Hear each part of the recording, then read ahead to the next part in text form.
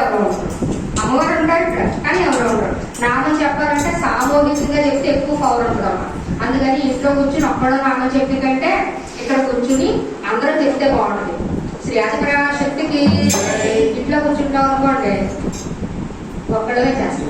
ఎలాగంటే శ్రీ దుర్గా జై దుర్గా కనక దుర్గమ్మ కరుణించి రావమ్మ కాపాడ ప్రోగమ్మ దయచూప రావమ్మ దరిచేచు మాయమ్మ దీవించు మాయమ్మ దీనుగమ్మేవమ్మ బాబ్రాకరవమ్మ నీ దివ్య రూపమ్మ వరదానమ్మ నీయమే హస్తమ్మ మాపిరము సంగని కరుణ విశ్వము మాపైన పుష్పింప నీ శక్తి అవలేసము మాపైన ప్రసరింప బంధాలు తొలగంగ నవరాత్రులు చేయంగ నీ కథలు చరగంగా కథలు వినంగ జ్ఞాన సంతోష కలగంగ నీ పైన దండకమును భక్తి కోరగింప నీ పైన దండకమును భక్తి కోరగింప దశ దిశ వ్యాప్తింప నీ సంకల్ప భావము నామనమున కలగంగా సాహసించి గిరీశమిత్రమే జగన్మాత నమస్తే నమస్తే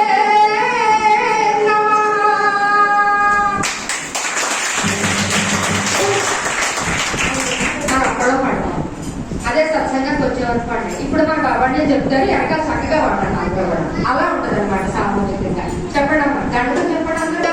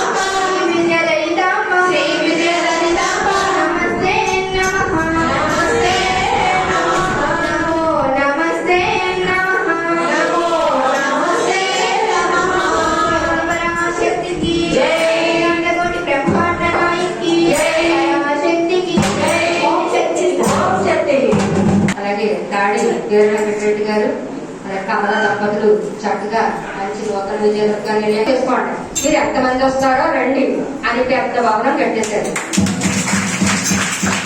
మరి ఎంత భవనం కట్టేందుకైనా మనం అందరం వచ్చి చక్కగా భజన చేసుకోవాలి కదండి. అందుకే మరి మనిషి అయి పుట్టిన తర్వాత సమస్యలు ఉంటాయి, కష్టాలు ఉంటాయి. సముద్రం దగ్గరికి వెళ్తాం కదండి, సముద్రం ఉంటుంది. సముద్రం దగ్గరికి వెళ్ళారో లేదా ఎవరైనా?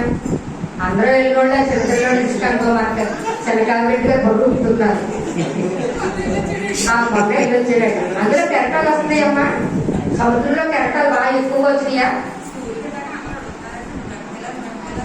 ఆ స్కూల్కి సెలవులు ఇచ్చిన తర్వాత నువ్వెక్కడికి వెళ్ళావు క్యాంపులు అని అడుగుతారట.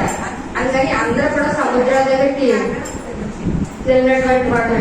సముద్రంలో కెరటం వస్తుందండి గట్టిగా వస్తుందో రాదు చెప్పండి. సముద్రంలో కెరటం రావటం ధర్మం. మనిషి అయి పుట్టిన వాడికి కష్టం రావటం అని చెప్పి మనం ఇంట్లో కూర్చున్నాం అనుకోండి, ఇంకా ఎక్కువ అవ్వడం కాదు, మనిషే పోతారు. ఆడతో పాటు ఈడ కూడా వెళ్ళిపోతుంటారు. అందుకని ప్రతి మనిషికి కష్టం వస్తామా, ప్రతి మనిషికి సమస్య ఉంటుంది. సమస్యనే పట్టుకుని ఉంటే సిద్ధం తప్ప ఏమీ లేదు. చనిపోయిన మనిషిని స్థితి కార్యక్రమం ఉంటుందండి, బతికున్న మనిషిని విశేషంగా కార్యక్రమం. అందుకని ఎక్కువ కష్టం ఎక్కువ సమస్య వచ్చిన వాళ్ళు 10 మంది భక్తులు ఎక్కడైతే ఉన్నారో అక్కడికి వచ్చేడుగా ఉత్తమం. నాదైతే అదే. అందుకని మిమ్మల్ని ఎవరిని వదలలేక నేను ఇక్కడికి సత్సంగం అందరి గురించే నేను వచ్చాను. చాలా మంది అనుకుంటారు మొన్న ఎలా అయింది, ఆవిడ ఎందుకు ఎలా వచ్చి ఎలా చెప్తుంది అంటే, నాలో ఎంతో ఉంది, అందరికీ అందించాలి. ఇంట్లో పడుకుని మంచం మీద పడుకుని ఉంటే వస్తారు సత్సంగ సభ్యులు చాలా మంది, చాలా మరి ఎంతో అభిమానంగా వచ్చారు, చాలా అభిమానంగా వచ్చారు, చాలా ధైర్యాన్ని ఇచ్చారు. ఏమంటే మేము అందరం మీ పిల్లలు ఆడే కాదు, మేము కూడా మీ పిల్లలమే అని నాకు చాలా మంది వచ్చారు. మీ అందరి మీద అభిమానంతో నాలో ఉన్నది అందరికీ అందివ్వాలి. అంటే నేను చాలా సార్లు చెప్పాను, ఎవరింట్లోనే రేపు బట్టలోనే వయసుతో పని లేదు. అలాంటి అనారోగ్యాలు వచ్చేసి ఉన్నాయి మనందరికీ కూడా. అందుకని మనలో భగవంతుడు ఇచ్చింది ఉంది కాబట్టి 10 మందికి పనిచేద్దాం అని ఈ సత్సంగ కార్యక్రమానికి గత 3 వారాల నుంచి కూడా నేను రావడం జరుగుతుంది. అంటే సత్సంగా తెలిసిన తర్వాత ఏదో ఒక మంచి మెసేజ్ భక్తులకు ఇవ్వాలని నా సంకల్పం, అంతే, ఏం కాదు. మంచి మెసేజ్ ఇవ్వాలి. ఆ మెసేజ్ చాలా మంది, అంటే నేను చెప్తున్నాను కదా, 10 ఇత్తనాలు వేసామనుకోండి 9 పోయినా ఒక్కగా మొలకెత్తుంది కదా అనే ఉద్దేశంతో అందరికీ చెప్దాం. మనకు ఉన్నది, మనకు తెలిసింది, గురువుల దగ్గర తెలుసుకున్నదే 10 మందికి చెప్పేద్దాం అంతే. అక్కడ ఏదో మనం పెద్ద గురువులు అయిపోవాలని అనే ఆలోచన అయితే లేదు. మంచి విషయాలు 10 మందికి జల్లేయాలి అనే ఉద్దేశంతో ఇక్కడ సత్సంగానికి రావడం జరుగుతుంది.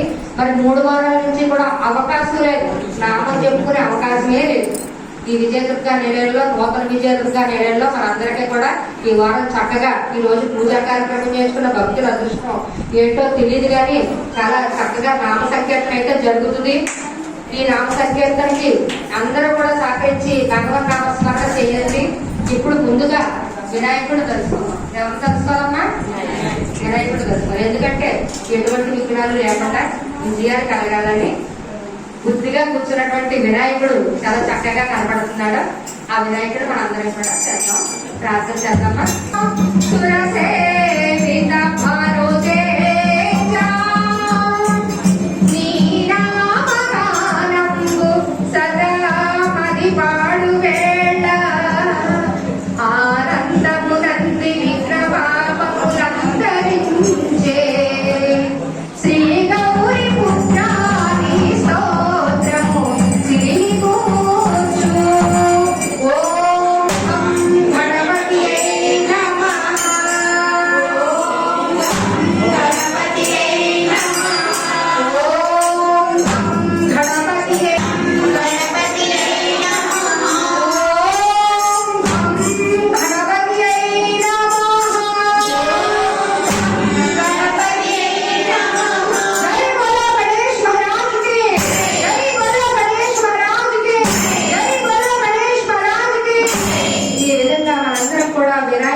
ధ్యానిస్తుంటే ఆ చిన్న స్తోత్రాన్ని పులకరించిపోయి వస్తున్నాడటండి. అలా వచ్చేటటువంటి స్వామి శరణు శరణు స్వామి అంటూ ఆ యొక్క గణేశుడి పాట మనం పాడుదాం.